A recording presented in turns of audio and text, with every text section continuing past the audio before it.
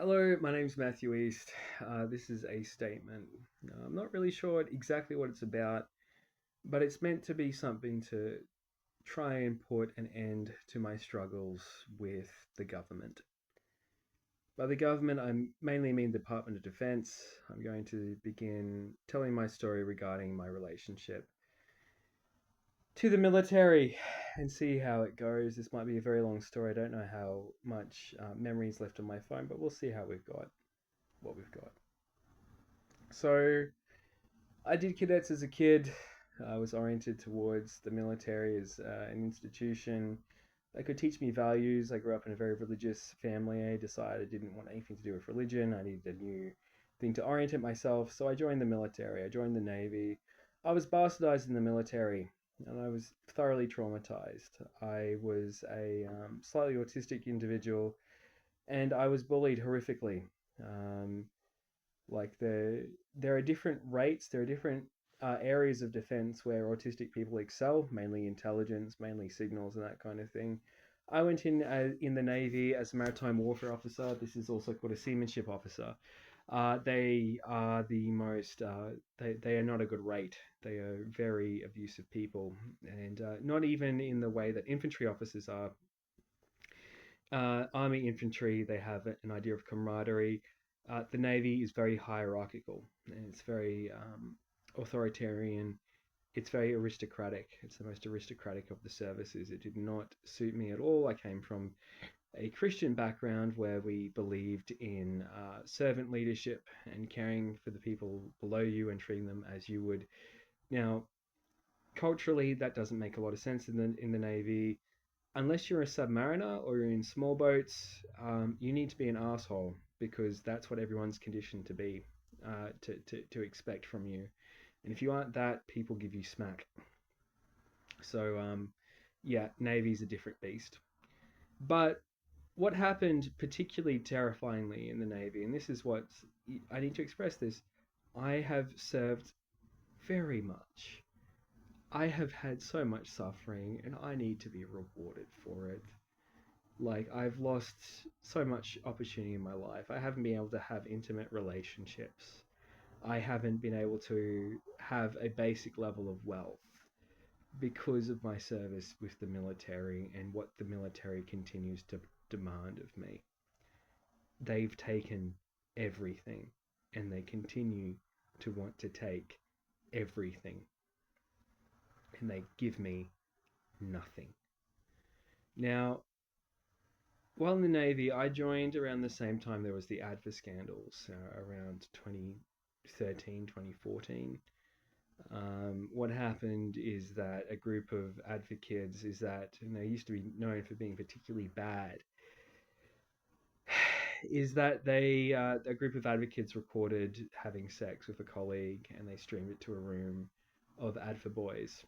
And there's always this thing where there's less women than men in the military. To a lot of women, this works for their advantage. Almost all of them, really, but it also leads to some horrors. They both suffer discrimination and different opportunities because of their gender. And that's something I'm going to discuss. But this woman was thoroughly raped, and I've met many people who were in the military at this period, even some who were traumatized. I met a woman who ended up being discharged psychologically from the army because she was really badly distraught by what was going on, and the military didn't know how to treat her. So she just mentioned that she was disturbed. They took her rifle, they took all of her ability to train away. They negatively impacted her career, and she was traumatized by their intervention. The military does not know how to deal with psychological issues. They are of the institutions. They are a particularly well at this period at least. They were particularly heinous about it. Hope things have changed. I don't know what it's like today. I don't have a lot of hope. Returning to my story. So I went to RANC around the same time. We were taught that all men are rapists, and we are taught to fear like be very careful with sexual contact with women. We had sex ed by a lieutenant commander who was just sexist against men entirely. She was known for having issues with men. She never had a partner. She was in her like 40s, and I could see why, because she was obnoxious. But you know, she's a lieutenant commander. She has authority, so we have to give her respect. And she wasn't respected by her troops either, her sailors either. That was known because she was just obnoxious. She's the one who trains us. And there was the issue with my friend Ryan. Um, like, he was falsely accused of rape.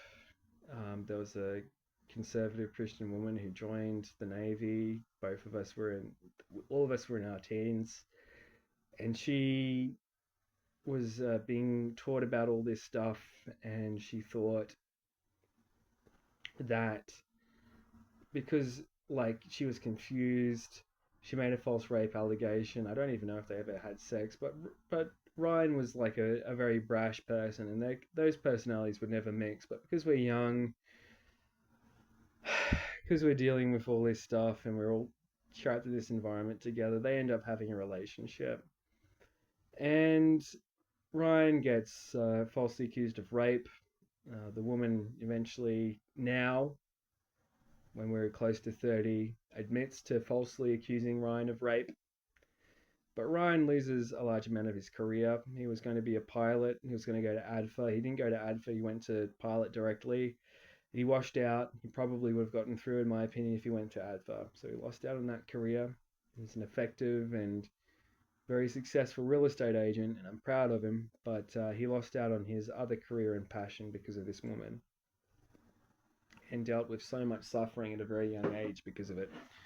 And I was marked by it. Like, I've never been able to, like, there were a couple of other instances. There was another instance where a friend of mine thought he was raped and he wasn't. And it was just all sexual stuff, right, has been permanently marked on me because I come from a very conservative Christian background growing up, where you only have sex with very strict circumstances attached and very strict relationships after a very prolonged courting procedure.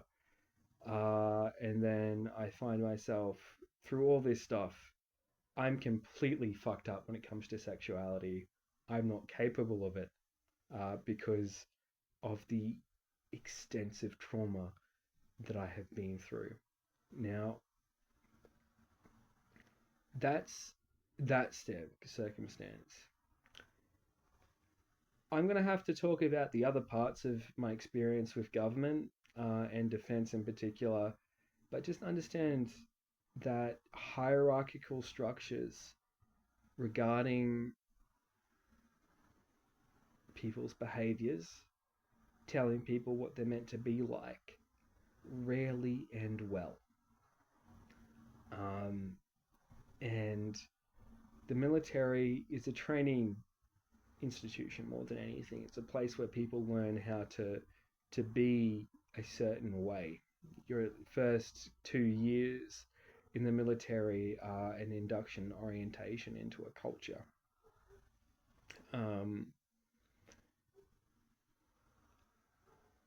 I don't think it needs to be like that. I would love to sit down with some anthropologists to to figure out a better military culture. But since then, I've constantly been drawn back into it because this is my cultural orientation. Unfortunately, I grew up in this people group the same way people don't choose to be black or white or Asian. I don't choose to be military anymore because I did that, and that culture does not let me go. And I have had to do so much work which I've not been paid for. I have been drawn back to it so much. I've written policy, which is part of current national policy, believe it or not, and all kinds of weird things. And I wasn't paid for it, and I don't get accreditation. I just get constantly asked to be re-recruited and re-enlisted. because the military doesn't give up and they do not let go. And I want to be let go so bad. I want out as much as possible. The military horrifies me and I hate it. And it is disturbing to me that I am part of this community and culture. And if I can be let go and separate myself from it, I want to be. Whatever I need to do, I'll do it. Let me the fuck go, please.